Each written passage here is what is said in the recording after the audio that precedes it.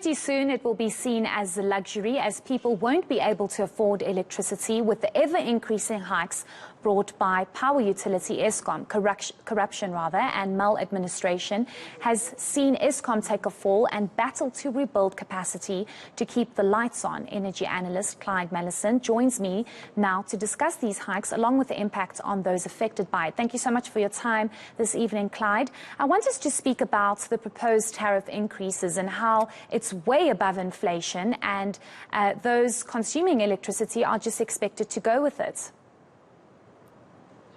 Evening, Heidi, and thanks for having me on the show. Evening to all of your viewers.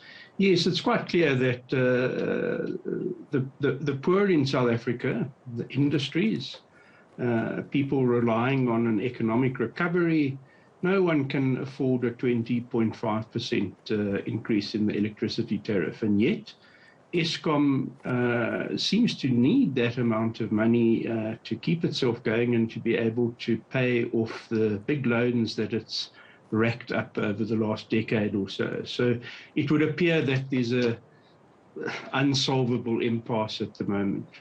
Certainly, and I want us to go back to the recent Eskom results that were released, it must have been a month or two ago, where Eskom CEO Andre de Ruyter spoke to the fact that when tariffs were supposed to be increased and implemented, they were not. And now Eskom's in a position where they have to increase tariffs, which is quite unfair given the fact that you have people already struggling to pay their current electricity bill, especially because of the impact of COVID-19.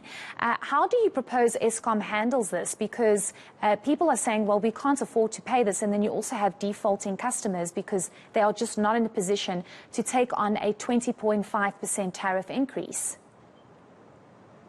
Yeah, I started off by saying that we seem to have reached an impossible situation where no solution seems to offer a solution, as it were. And the reality is that the position we find ourselves in now has largely to do with policy and regulation over the last 5 to 10 years, but specifically over the last 5 years or so, where there's been a lack of decisive policy making to move us to take advantage of the disruption that's taking place globally in the energy supply industry.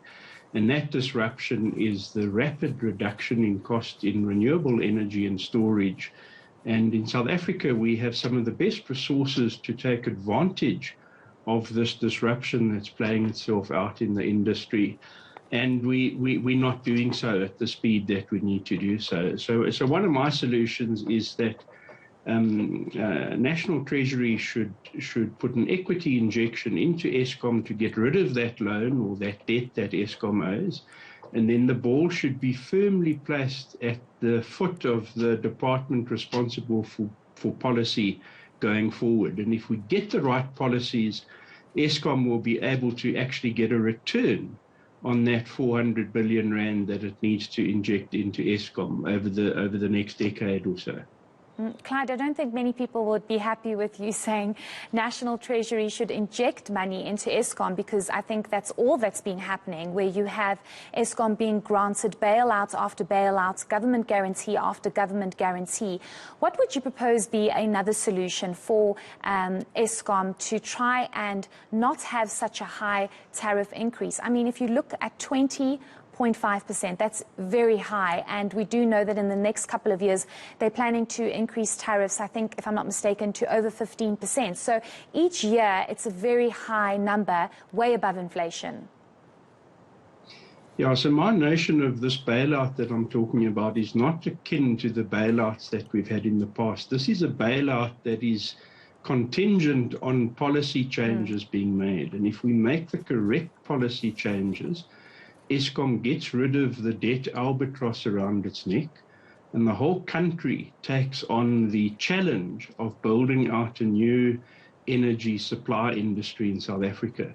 So in fact, the model I have is that 10 million South Africans, or preferably more, invest in green bonds to build a new fleet, and that new fleet would then be owned basically by the citizens of South Africa. And it would be Eskom's job, together with competent private sector EPC companies and operation and management companies, to run that fleet to ensure that we get good, reliable electricity, and that those who have invested in those green bonds get a good return on their investment. And that's basically the solution.